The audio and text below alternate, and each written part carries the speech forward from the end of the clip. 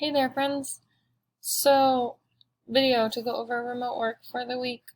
You're in your weekly schedule. We've done Monday and Tuesday. We've been working on looking at different opportunities that you have in high school and kind of gathering information on that. That's skill we're working on. So your remote work for this short week is to do your attendance on Wednesday, finish up this document that you have a copy of. Thursday, it's the same thing. Do your attendance, finish the document, make sure your portfolio is updated. Here's an example. Here's a video that reminds you how to do it. It should be pretty updated because we took time in class last week to put your preparedness and your assessment in there. So it's pretty simple this week, attendance and finishing up gathering information about Cold Hollow, ELOs, and Governor's Institute. Have a fantastic weekend.